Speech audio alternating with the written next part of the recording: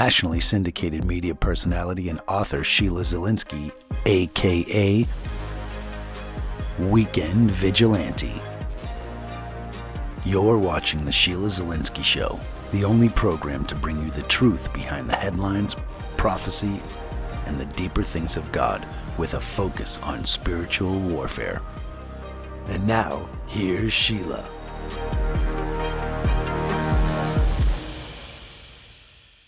Hi everyone, this is Sheila Zilinsky. How would you like to advertise your product or service with us? We have a very robust audience as well as a large social media reach.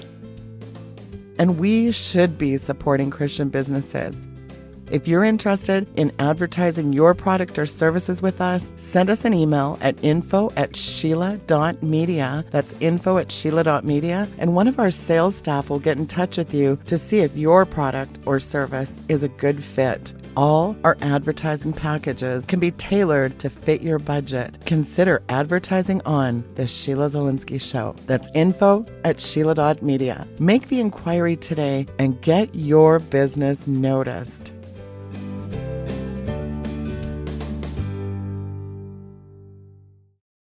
Hi, everyone, and welcome to this edition of the Sheila Zilinsky Show. My guest tonight really needs no introduction, but for the new listeners, it is the highly acclaimed Dr. Tom Horn, the renowned best-selling prophecy author from Skywatch TV, very well-known radio personality who's hosted and appeared in hundreds of radio and television shows over the last 30 years, and it is such a pleasure to have him back on, as he is my personal favorite. Dr. Tom Horn, welcome back to the program. Hey, Sheila, always great to be on with you, and thank you very much that we could do this. Well, I appreciate your time, Tom. Tom, when I saw the front cover of Time magazine back in February 2011, I was stunned beyond speech, and I don't think I've recovered since. The caption was 2045, the year man becomes immortal. And as I read through this, I became completely horrified, Tom, and I couldn't get the thought out of my head, and I haven't since, that we are really dealing with the end of mankind as we know it. Now, this is no longer the stuff of science fiction. This is what we are calling transhumanism. It's unfolding before us. Now, Tom, you just released a very long-awaited, highly anticipated documentary, Inhuman, a shocking foray into realms of the terrifying is what I call it. Tell us what this is, Tom, and how you got started on this project. Yeah, and by the way, that Time magazine article you're referring to, they're going to have to update that because that was Kurzweil, Mr. Singularity himself. His original predictions were that by 2045 we will have reached technological singularity and immortality. We'll have nanobots swimming around in our brain. A lot of people now, though, are saying that he was too conservative. 2015 was a breakthrough year in artificial intelligence, and now people are thinking that we're not going to have to wait another 30 years, that within 5 to 10 years we may reach technological singularity. Now, that's only one aspect of transhumanism.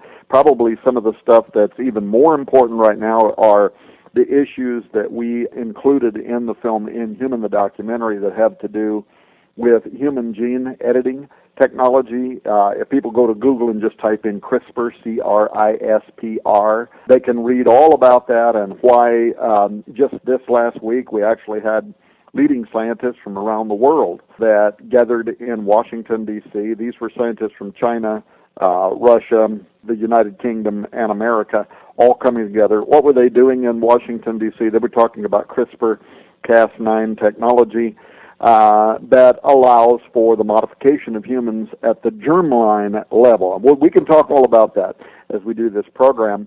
That's partly what we deal with in the film Inhuman. And now, this all started out kind of innocently enough. There's too much to the story to tell, but basically a decade or more ago, really kind of at the dawn of the Internet, when the Internet was really just starting to put in some of its AI, Google-like programs that would allow for searching the web, I was actually writing an article for one of the largest newspapers out of Oklahoma City, and on the subject, by the way, of Halloween, so it didn't have anything to do with this other than the fact that it's scary, right?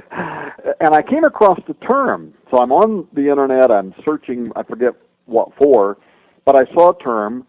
The term was transgenics. And a decade ago, I had never heard of this word before. I didn't even know what they were talking about, except that in my mind, I could kind of put it together. Transgenics, we are somehow here talking about the blending of different kind of species. We're talking about crossing over species barriers, combining one kind of a creation with another kind of a creation in ways that, if you're an evolutionist, this was not allowed for by Darwinian evolution, or if you're a religious person, this was not allowed for by creation or God. So we were doing something here unnatural. So I wanted to follow up on it. So I wrote my article for the Oklahoma newspaper, and then I really started researching this term transgenics. And early on, some of the successes, NASA created, remember all the stories about the spider goat? Right. That was one of their early transgenic creations, where they took a goat and combined its genetic makeup with the DNA of a spider in order to create silk inside the milk of a goat. So that's what they were doing. And I wanted to know more. Well, I wrote some editorials, to make a long story short, that kind of went viral on the internet at that time, where I was raising concerns about the uses of genetics to make modifications to any species, including, God forbid, eventually humans, that would be unnatural, combining humans with animal DNA, for instance.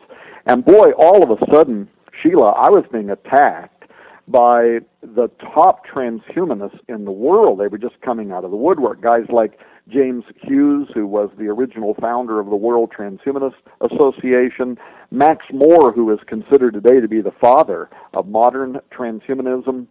These guys at their conferences and stuff, they were using Tom Horn as cannon fodder, talking about how I represented kind of a dangerous segment of society, and I was anti-progressive, I'm a Luddite, I'm against technology, blah, blah, blah. It eventually ratcheted up until there was a university-level paper that had been written by people that had wrote grants to the NIH, the National Institute of Health, which, as you know, is the largest department in the U.S. government that doles out taxpayer-funded revenue for health-related science and research. And they had written for a grant. They got the grant. They had written some of the language that they hoped would eventually be used to frame how we are going to modify humans in the future, how we're going to use technology via transhumanist aspirations to create a new form of human. Well, I was critical of that NIH report, and man, all of a sudden now I'm being attacked by guys that are writing for the U.S. government. They went over onto the IEET, which is the Institute for Ethics and Emerging Technologies, which is today probably the #1 transhumanist blog site in the world. And they're over there writing articles about Tom Horn. They're comparing me to the Unabomber, saying that I'm going to get a lot of people killed because I'm standing in the way of this technology. Sheila, I thought, you know what? I'm going to reach out to these people. I'm going to say, look, there's enough people out there today that are becoming hostile. Instead, let me reach across the aisle and say, look, you're never going to convince me of your worldview. I'm probably never going to convince you of mine. But would you be willing to go on film? Because I think if you're willing to just go on film and, state the facts, the world can judge for itself. Well, that's how this kind of started. So I started traveling across the nation, and I wound up interviewing James Hughes. He and I spent a whole day together at the university where he is a professor and where he teaches. I wound up traveling to Stanford University on the other end of the spectrum, where I got a bioconservative by the name of William Hurlbut, who is a current member of the U.S. President's Council on Bioethics from Stanford, to give me the conservative point of view. And so what happened was doors started opening. We wound up with the world's leading transhumanists, guys like Hughes, but many others. We got Hugo de Garis, who's a famous transhumanist who wrote a book called The Art-Elect War, but who spent the majority of his adult life, he retired last year, but the majority of his adult life working for China, running actually their artificial brain development center at Xi'an University in China. And he is excited about the fact that we're on the cusp of creating strong artificial intelligence, but the downside, he says, is going to lead to a war that will produce giga death, meaning billions of people are going to die as a result of these strong artificial intelligences coming online. He's in our film. We wound up with other conservatives, and then what we did was we took the world's leading transhumanists. By the way, it's not all male-dominated. We also have Natasha Vita-Moore. The New York Times refers to her as the world's first true female transhumanist philosopher. Really well known. She's in the film too. So we have the world's leading transhumanists. On the other end of the spectrum, we have members of the U.S. President's Council on Bioethics taking the conservative approach. Then what we did, and nothing like this documentary, the documentary is called Inhuman, nothing like it's ever been produced before, because we have the world's leaders on both sides of the issues, but then right in the middle of this, we also went and got who we believe to be the world's most respected Bible scholars, and we asked them a lot of questions about the ethics of altering what it means to be a human, but also we asked them if they thought there might be something prophetic. In other words, is this Matthew 24:37? Is this Jesus saying, as it was in the days of Noah, so shall it also be in the coming of the Son of Man? Is that what we're talking about now? And so nothing like this documentary has ever been produced before. Folks, stay tuned. We'll be right back after these messages.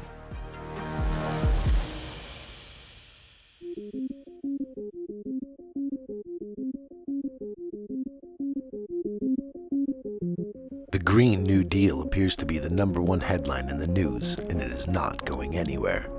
But is this New Deal really new? This green agenda is not about saving the planet, as its creators are quick to espouse. It is instead the re-implementation of an ancient pagan imperial doctrine that seeks to destroy the world's nation-states, implement global governance, and drastically reduce the world's population. The new religion of Gaia is in fact a revival of paganism that rejects Christianity altogether and considers its followers to be its biggest enemy. Gaia is a cunning mixture of science, paganism, Eastern mysticism, and feminism, and has made this pagan cult the fastest growing religion on the planet. It views the Christian faith as the only obstacle preventing the formation of a global religion centered on uniting all forms of life around the goddess of Mother Earth. In her critically acclaimed book Green Gospel, author, researcher, and broadcaster Sheila Zilinsky demolishes what you think you know about the Green New Deal. She exposes how the claim that the human-induced global warming and the green agenda were diabolical plans deliberately hatched decades ago by the UN and are the greatest frauds of our time. Green Gospel unpacks the greatest deception of our era and takes you through the astonishing who, what, when, where, and why of the Green New Deal and explains what it's really all about. Get your copy of Green Gospel today.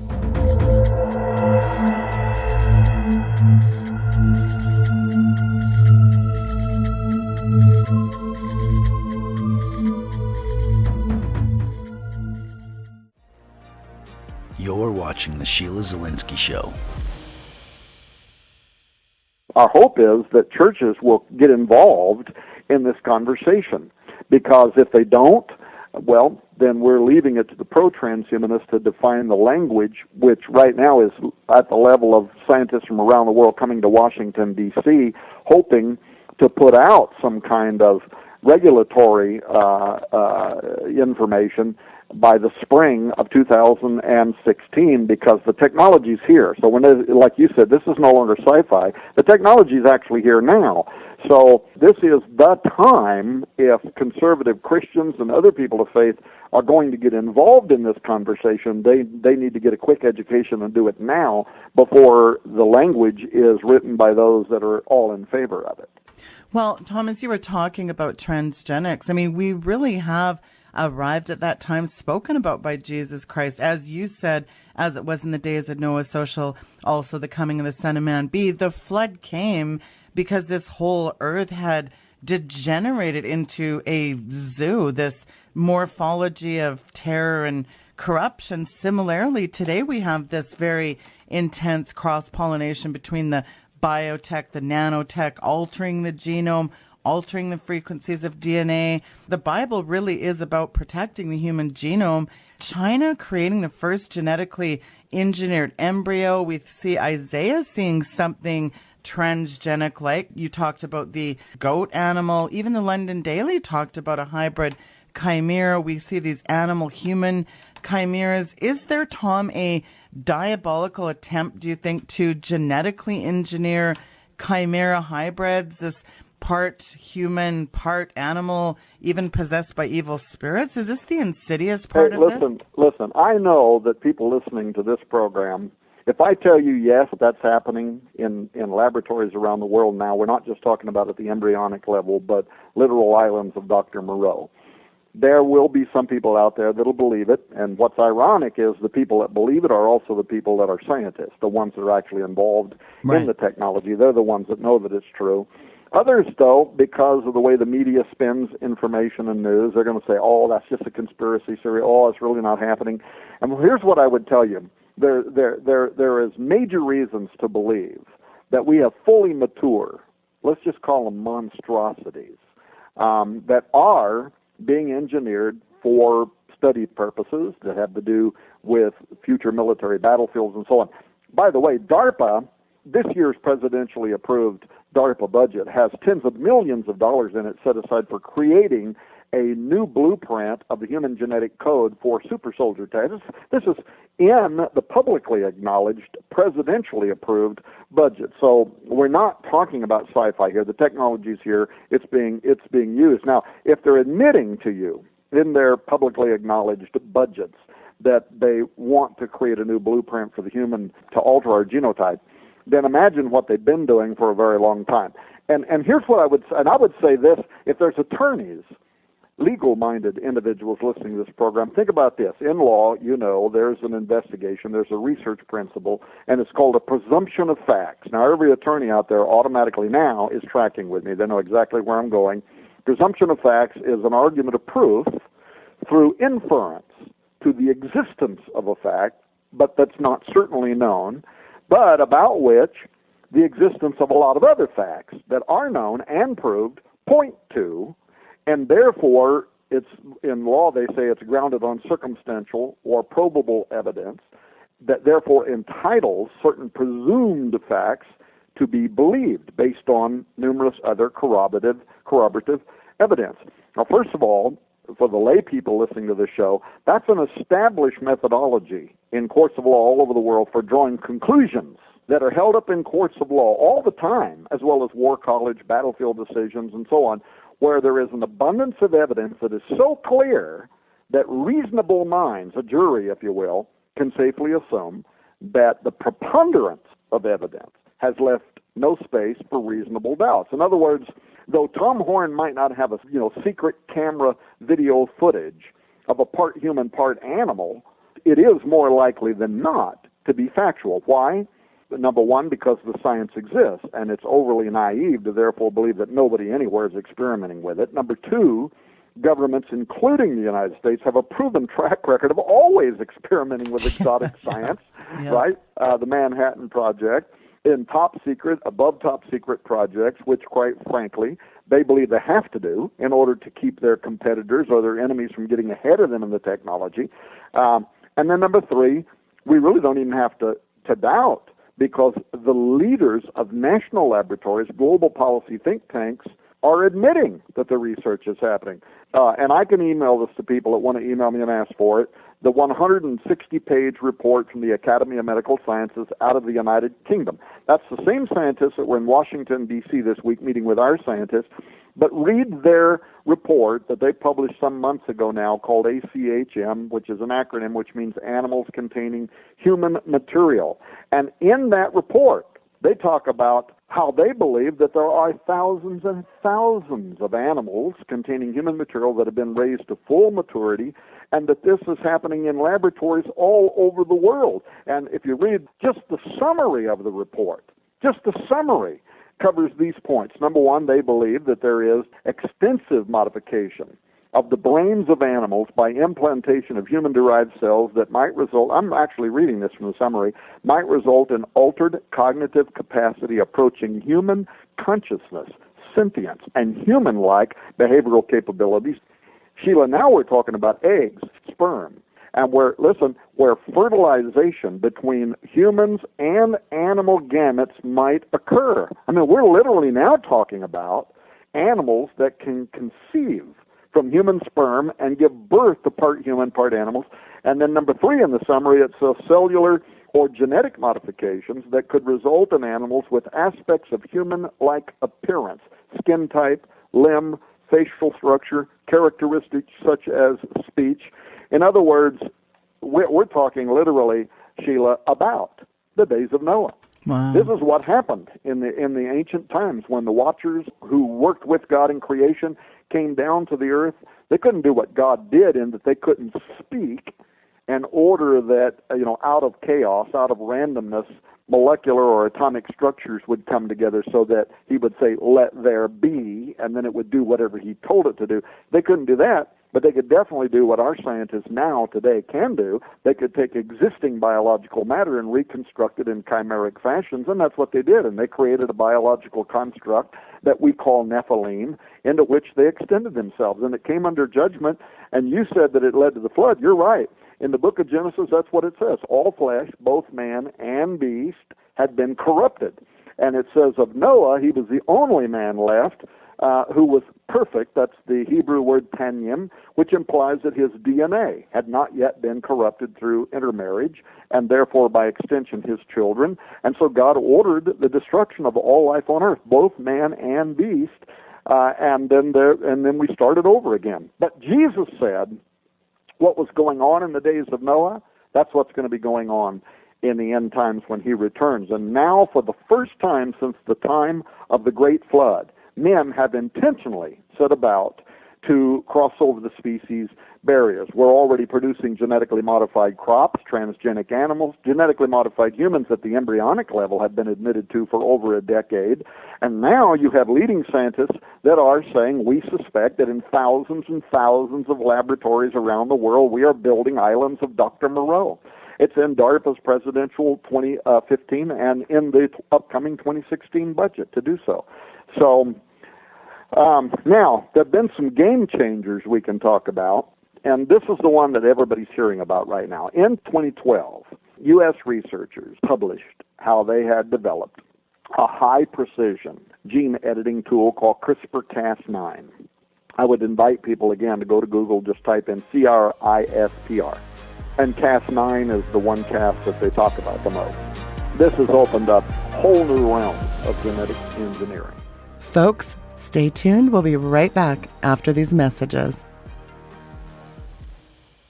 Do you want a more powerful and successful prayer life? Would you like to see results? God intended you to have victory. So then why does it seem like your prayers seem to go unanswered? Could it be that a key element of praying powerfully is being left out altogether? Discover the one thing the enemy does not want you to know that can make all the difference. This is a practical and easy to use, powerful book where we lay out a powerful blueprint for real results. You can step into that powerful place of authority and begin to experience the outcome that you've been waiting for. No matter what is going on in your life, you have the power to change things through prayer. And do you know prayer is different than warfare? It is time to step out now in power and achieve results. Get your copy of Power Prayers today. It's warfare that works. Find it on Amazon, Barnes & Noble, and get it brought into your local Christian bookstore. It's warfare that works. You're watching The Sheila Zilinsky Show. Now, by the end of 2014, last year, researchers at Harvard had used CRISPR technology to develop what they call a gene drive, and I'll explain in a moment why that's important. A gene drive in yeast that became inherited 99% of the time. Now, what do we mean by gene drive? If you're a Darwinian evolutionist and you believe in natural selection, you think that this is what governs the inheritance of genes. If you have a parent that has, let's say, the gene that can give rise to diabetes, you have a 50% chance of inheriting that gene. Now, through gene drive technology, what they do is they create dominant genes that become heritable basically 100% of the time, greater than 99% of the time instead of 50% of the time. Why is that important? Well, because you could use that technology to literally drive into existence a new form of human, because that genetic makeup becomes 100% inheritable time after time. And by doing that, you literally, that's why it's called gene drive. You drive into existence a new form of that species. Meanwhile, you're also driving out of existence the former version of that species. Now, in order to show a proof of concept, in March of this year, there was a research group at the University of California, San Diego, and again, this can be Googled and people can read this for themselves. They created a gene drive to work in fruit flies. So now we're talking about a much more complex organism than yeast, fruit flies, a living thing. And all they did, their experiment was simple. They just wanted to change the color of the fruit flies from black to, I forget if it was blue or red, but color. And so they created the genetics in the fruit flies to do that, and then they kept them in this controlled environment, and literally overnight, all of the fruit flies that were being born were all being born with this new color and instantly drove into extinction all previous versions of that fruit fly. Now, why is that important? Because this proves that we now have a technology that would allow, once again, for what happened in the days of Noah, the creation of a new dominant form of species. And gene drive and CRISPR-Cas9 technology can be used to manipulate the genetics of any living thing, but in particular, any creation that uses egg or sperm to procreate. So all animals, all humans, can be modified using CRISPR-Cas9 technology, and if you also apply gene drive technology, you can make modifications to the human, which will then be driven in to all downline.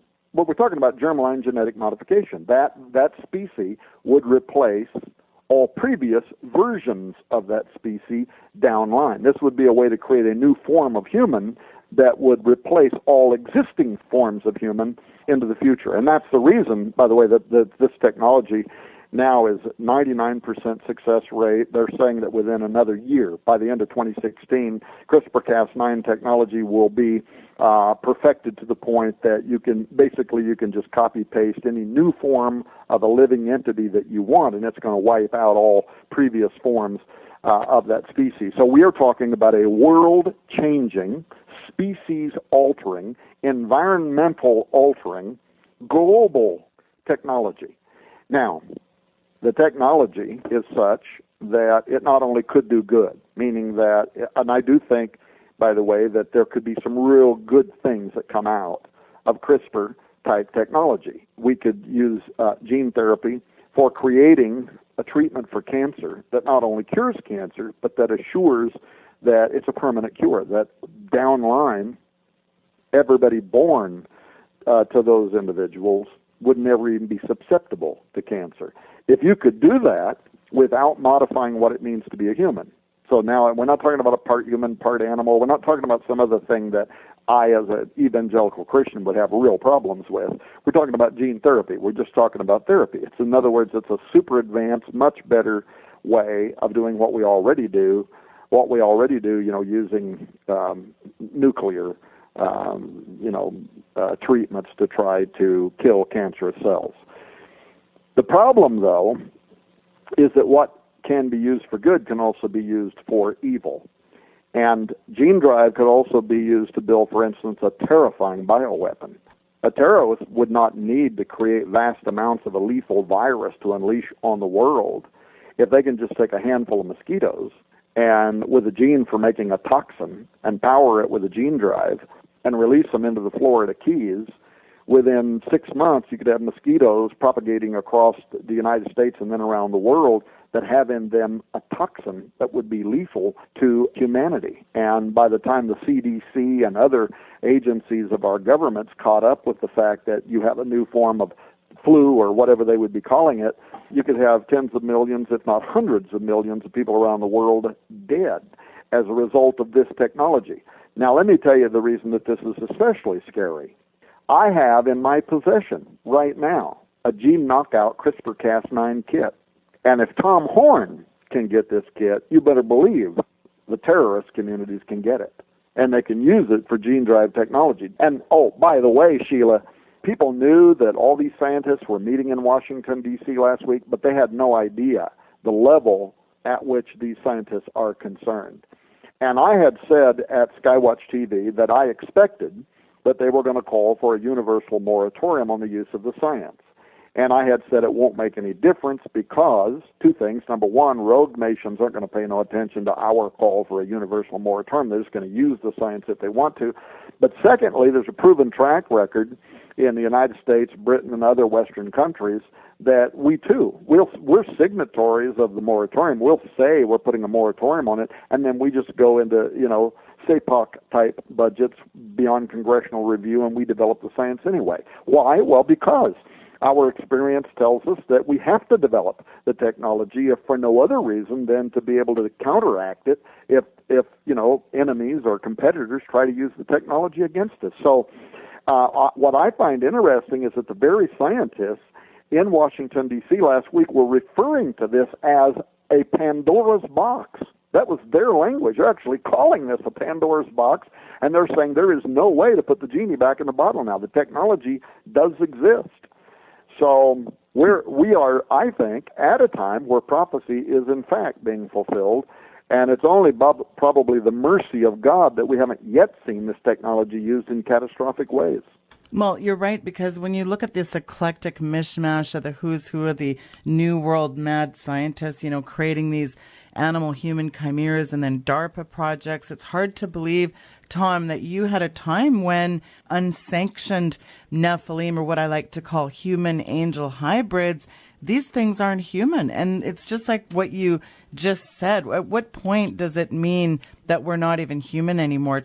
It's frightening. And then earlier you mentioned Ray Kurzweil, who's, of course, emerged as the major spokesperson for the transhumanist movement, Mr. Singularity. He's credited with saying, consider how often you update the software on your computers, yet the software in our bodies, they haven't been updated for millennia, and it's now obsolete. So humans fundamentally have these design flaws and damaged design. I mean, transhumanism, as you'll agree, Tom, views sickness and aging as unnecessary hindrances that we have the right and the responsibility to overcome because we're just too frail, too fat, too slow, too dumb. I mean, our body's computers due for an upgrade. That's frightening that Christians support this as well, Tom.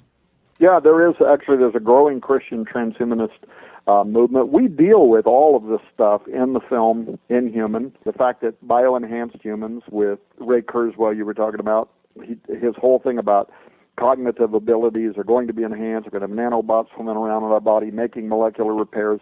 Look, again, I think that Ray Kurzweil gets a lot right. I think the transhumanist community gets a lot right. I think that they're way ahead of the church in imagining the future and what the future is going to look like if the Lord should tarry.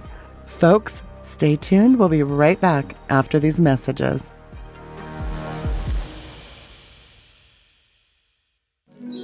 Hey everyone, it's Sheila Zilinsky. Folks, did I tell you I'm boycotting Starbucks? Listen, I have been on the hunt since I did that expose for a 100% Christian-owned coffee company. And I'm excited to tell you that I not only found one, but I bought their coffee. And you know what? The only reason I agreed to promote it is because I love it. It's the best coffee that I've ever had. And that's not a line. You know how most people just say that? Well, I actually drink this coffee. I've given it to friends and family and even my staff. And you know what they all say? How do I get more of this coffee? And guess what? For Sheila's listeners, you take 10% off your purchases. You can't get any better than that. Folks, it's that good. And here's the kicker. When you buy bestdayevercoffee.com, you support other like-minded Christian businesses as we march toward the mark of the beast. Hey, shouldn't we be supporting our brothers and sisters in Christ? And why buy from big box stores? Their coffee is stale. Listen, you wouldn't eat stale popcorn. Why drink stale coffee? And check out the flavors. Try a whole bunch of different kinds and discover your favorite. Listen, go to bestdayevercoffee.com now and use code Sheila at checkout. Drink fresh. Drink bestdayevercoffee.com. You're watching The Sheila Zilinsky Show. I do believe that we are entering into what even the technologists are calling the hybrid age. And by that, what they mean, again, go to Google, type in hybrid age, you'll see where technologists, and we're talking about MIT-level technologists, futurists, Oxford University professors, high-level university professors saying we're now entering in to the hybrid age. And what they mean by that is exactly what it sounds like. They're saying that, especially in Western countries, if the first wave was agrarian and tribal, the second wave was industrial and national, the third was informational and transnational, it gave birth to the internet, that we're now entering into the fourth wave, the hybrid age. And by that they mean that in this new era, human evolution is going to become human technology co-evolution. We're going to become part of the machine, a la Ray Kurzweil's vision of the future. The machine's going to become part of us, but we're also going to modify ourselves at the genetics level in order to accommodate our, integration with becoming the Borg. Is that all just sci-fi? No, we're actually already doing it. We've created, in terms of pharmaceuticals, we've created artificial arms now that are being controlled by brainwave, by thought alone. So the technology already is happening, and to the extent that we could help a war veteran that comes back from a battlefield that lost his legs in battle get a new leg that he can control with his brain, I'm all about that, as long as, again, we're not talking about literally creating the Borg, brain chip interfacing that also then allows the government to somehow interface, to control, to monitor our brainwaves.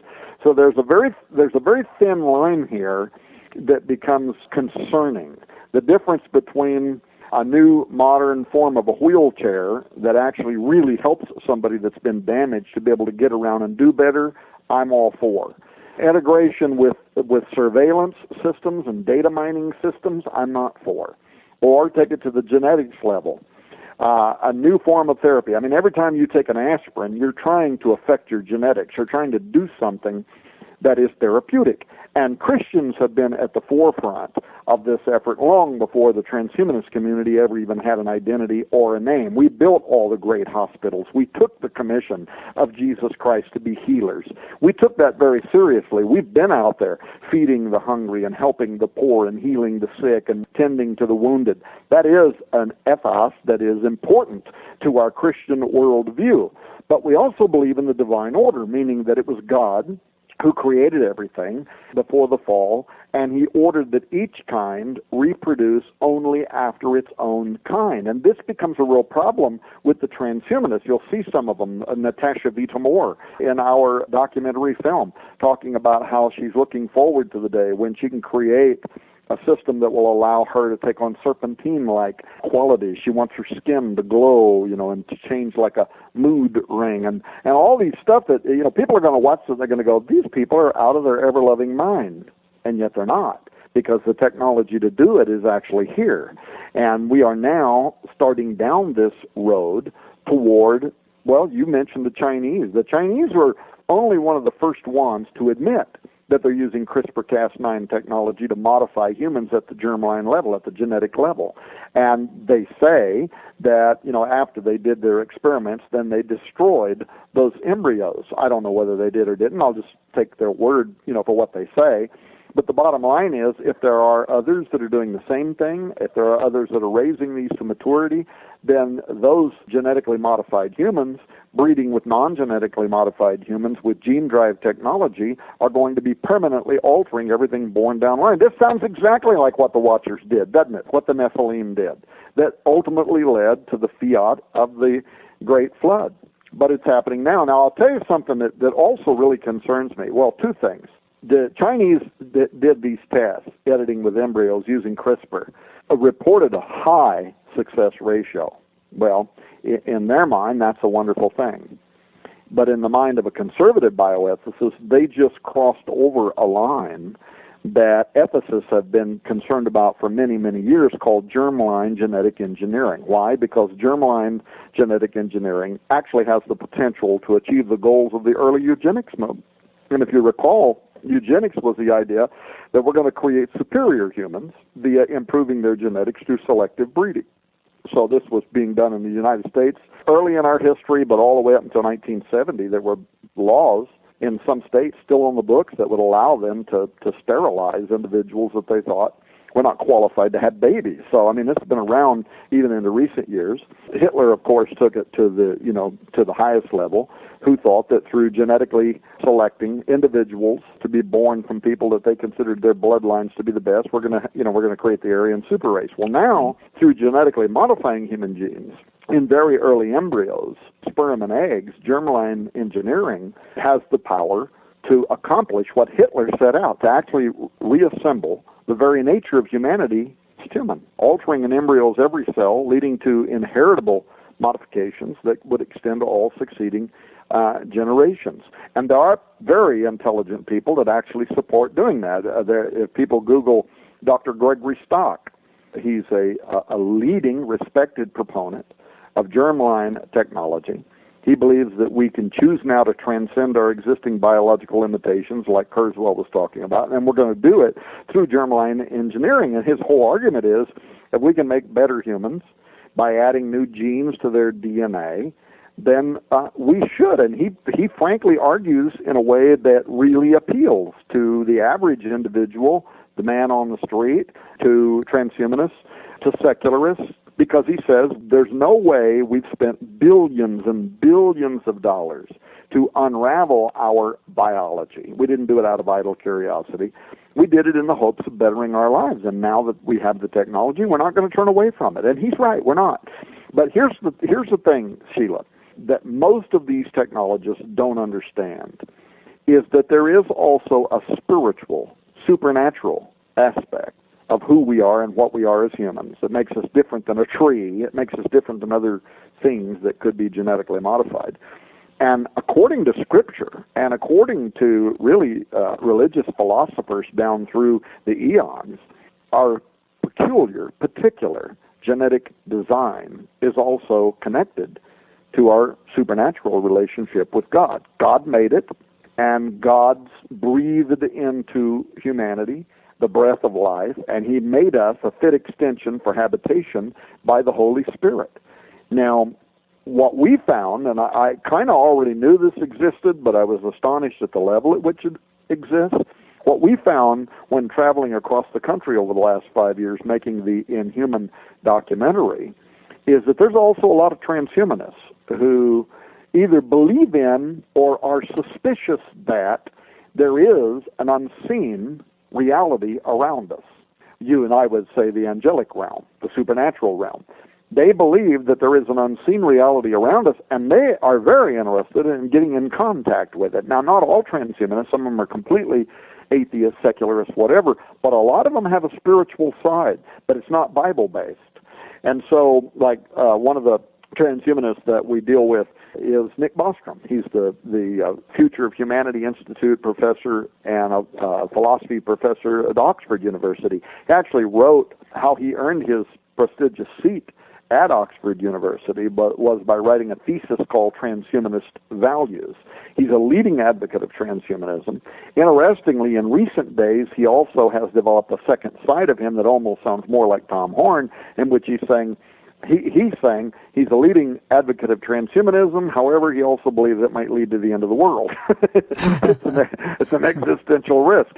But what makes him different is that he actually envisions remanufacturing humans, which we're already doing now. We're doing this in laboratories around the world. The ACHM report by the Academy of Medical Sciences out of Britain, which is equivalent to our FDA here in the United States, says that they think there's laboratories all over the world that are doing this now to full maturity, not just at the embryonic level. They're actually growing part human, part animal monstrosities in laboratory settings.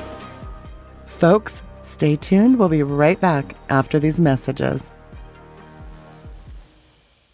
Listen, there are just too many reasons to list why you need to become one of my patrons today. Not only do you get exclusive content, you get access to private Q&As with Sheila and friends, commercial-free content, and so much more when you become a patron member. But you know what a better reason to become a member of Patron is? Because you're supporting this broadcast and its efforts to spread the good news of the gospel of Jesus Christ. When you partner with me, you become become a part of God advancing his kingdom and in the end time harvest of souls. That right there is the best reason to get behind this ministry and become one of my patrons. Let me be your voice in this epic end time battle. Become a patron today.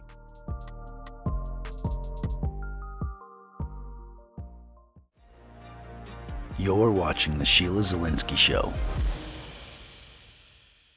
Bostrom believes that is going to allow us to make contact with the other side. If you go to his website, nickbostrom.com, scroll down and find his original theses, which he has published online. It's called Transhumanist Values. And read it and look at how he talks about how future humans, we're going to combine our genetic makeup with animals, plants, synthetic life forms, all that. And what he talks about over there is how in the animal kingdom, some animals have sonar, they have magnetic orientation, they have sensors for electricity and vibration, they have these extra-human abilities.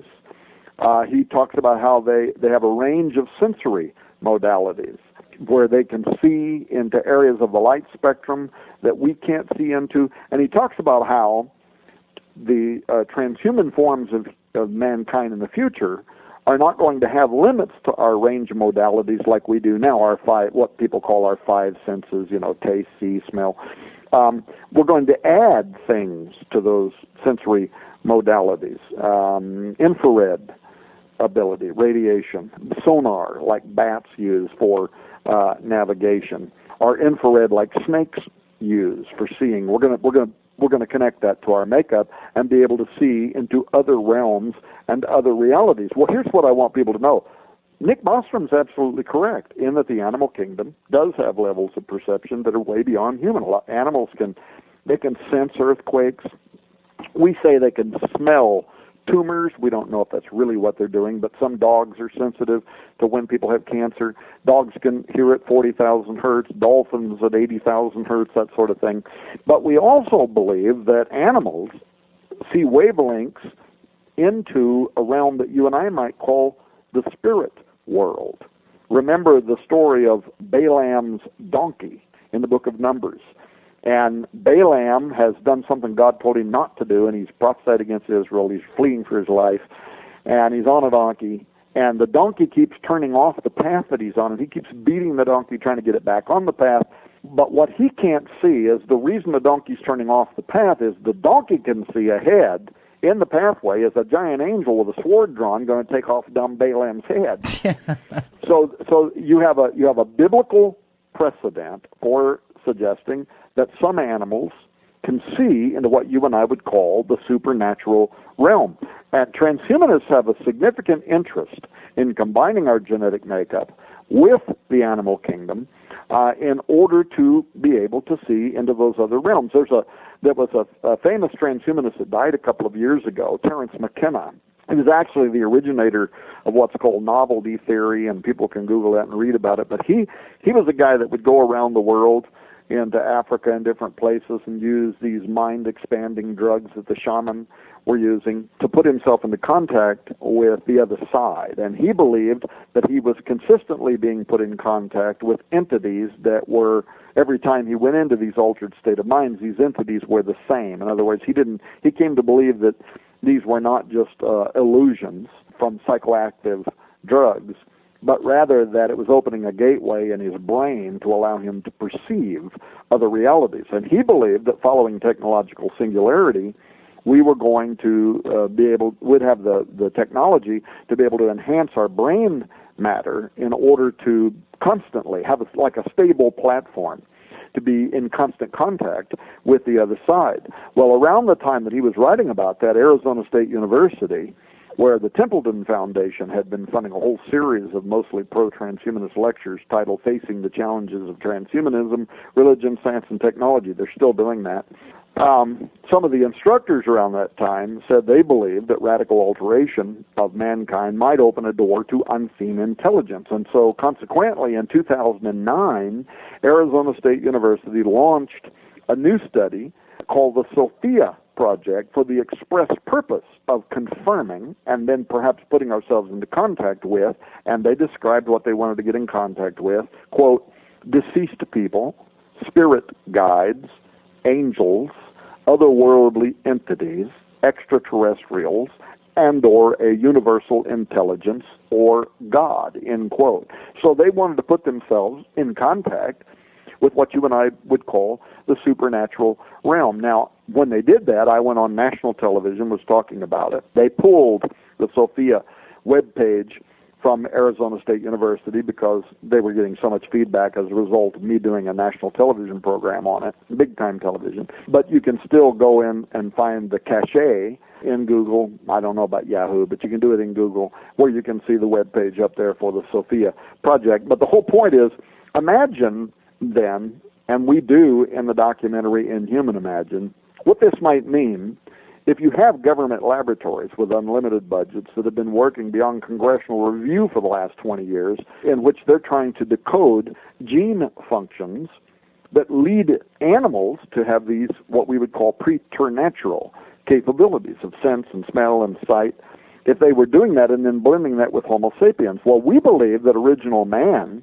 Eve, wasn't surprised that the Nakash was in the garden, the serpent in the garden, because Adam and Eve in their original and fallen state could see into what we call the supernatural realm. Adam and Eve could speak to the animals, and they would do what they told them to do.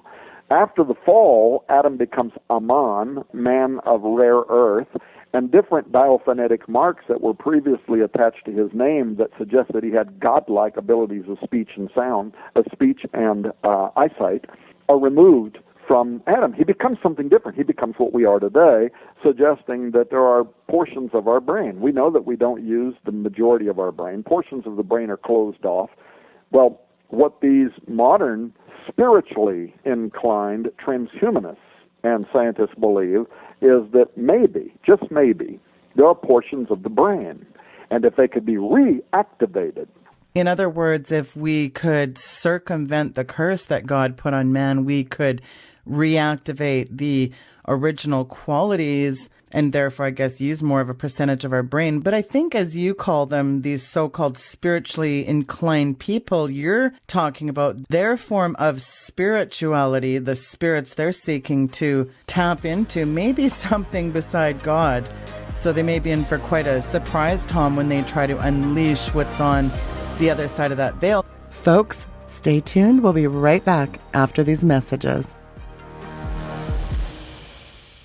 Hi, everyone. This is Sheila Zilinsky. How would you like to advertise your product or service with us? We have a very robust audience as well as a large social media reach. And we should be supporting Christian businesses. If you're interested in advertising your product or services with us, send us an email at info@sheila.media. That's info@sheila.media. And one of our sales staff will get in touch with you to see if your product or service is a good fit. All our advertising packages can be tailored to fit your budget. Consider advertising on The Sheila Zilinsky Show. That's info@sheila.media. Make the inquiry today and get your business noticed.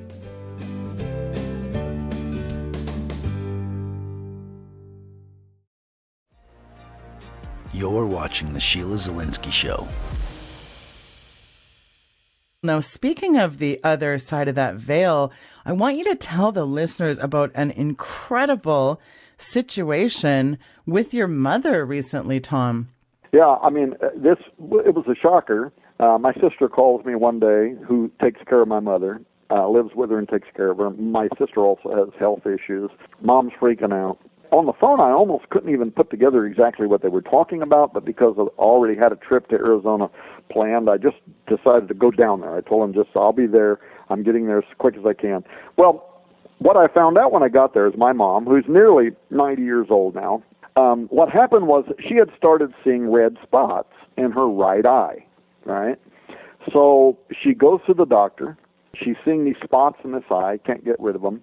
And the doctor tells her that he wants to try a new experimental eye drop. So she signs the paperwork that gives him permission to do it. And he tells her, he says, now this is going to burn like fire for a few minutes.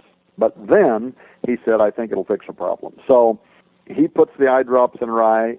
covers her eye with a gauze and a patch, and he tells her not to remove the patch until the following day. Sure enough, she says it does burn like fire for a couple of hours. Then eventually it stops hurting. She's got the patch on her eye. She goes home. The next day, she removes the patch. And Sheila, she's nearly knocked out of her wheelchair. Why? Because she can see people. She called them strange-looking people that are standing and walking through her house. Wow. She says, this is not like a dream. This is not like some gray, misty, you can't quite make out, and so your brain's doing that trick like you do with clouds where you can see faces in the clouds. This is not like that. This is vivid. This is three-dimensional. They are literally walking through her house. She covers the bad eye, and she doesn't see anything with the other eye, the left eye. Covers up the left eye and opens the right eye, and these beings are walking through her house. Now, it's the reason they call me, or part of the reason they call me, is because all of a sudden, these entities that are walking through her house, they notice that she can see them. She's looking at them. They notice she can see. Now, they stop, and they start walking over by her, and they're looking at her as if they are cognitively recognizing that she can see these entities. That completely freaks her out. She closes her eye, but she knows they're there. She puts the patch back on her eye, but she knows they're there. Freaking out, calls me. Can't get a hold of me, by the way, because I was on a trip. They didn't get a hold of me for several days. Takes the patch back off, starts praying. My mom's very religious and Abe Lincoln honest, and starts praying. And all of a sudden, as she's praying, she says this really young, beautiful man walks into the room. He looks like he might be 25 years old or something. Walks into the room and sits down on the couch next to her. She's in a wheelchair that's backed up by the couch. Sits on the couch next to her. And somehow she knows everything's okay. She don't even know how she knows it, but she senses it. Everything's okay. There's no danger here. Nothing can touch me. Nothing can happen. Still wants to talk to me about it, but now she's not freaked out. And for 9 days, this young, beautiful man, as she describes him, sits right next to her while these beings are walking back and forth through her house. And on the 8th day, they start getting a little bit hazy. On the 9th day, she can hardly detect that they're even there any longer. And by that evening, she goes to sleep. When she wakes up the next day, they're gone. She hasn't seen them again. The big question, though, and as you know, I talked about this on another national television program 10 days ago or so. And guess what, Sheila? I talked about that on that program. I got contacted by probably a dozen or so people that actually work in the medical field. 2 of them were doctors. One of them was an RN, and others that just say they work in nursing and whatever. And all of them saying, Tom, the situation with your mom is real. They said, this experimental drug is being used right now, and we are getting similar reports that sound exactly like what your mom experienced that are coming in now from all over the nation. Well, the question, Sheila, is what in the world kind of an eye drop could be being tested right now that appears to be allowing people to see into what you and I would call the supernatural realm. Is it just a fluke? Is it a mistake? What's going on?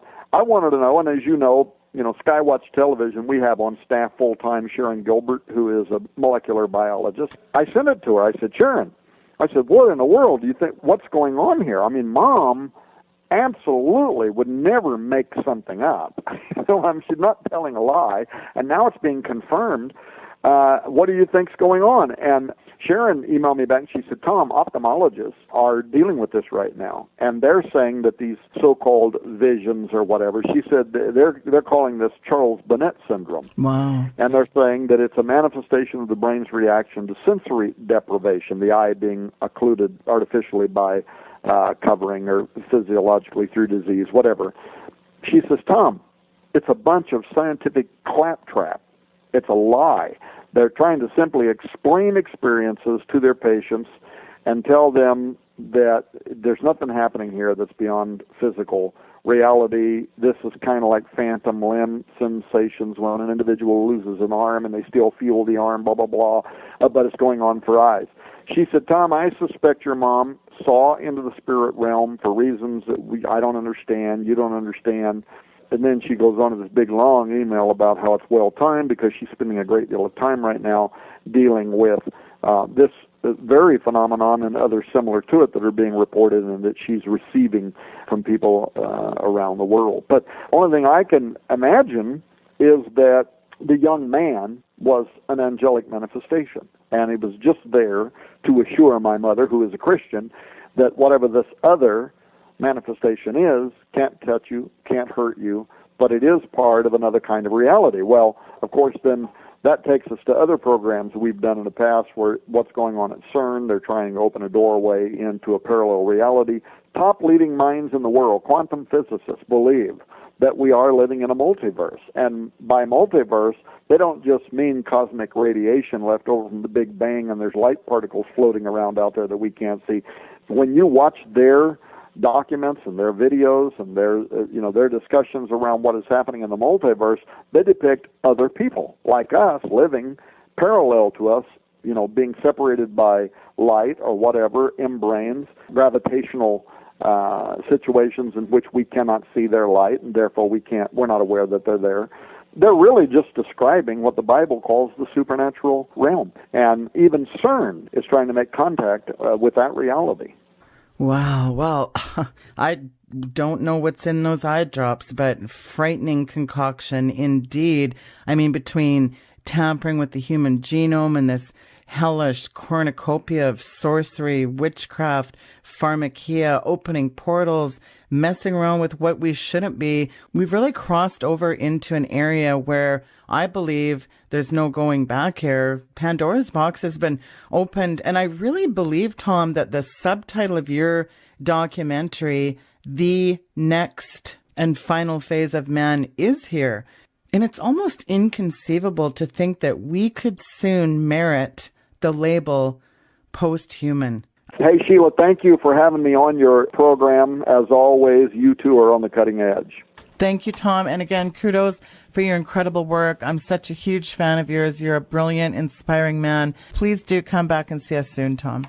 I'm looking forward to having you on our television program to talk about it. Very much looking forward to it. Thank you, Tom. Folks, that was Dr. Tom Horn.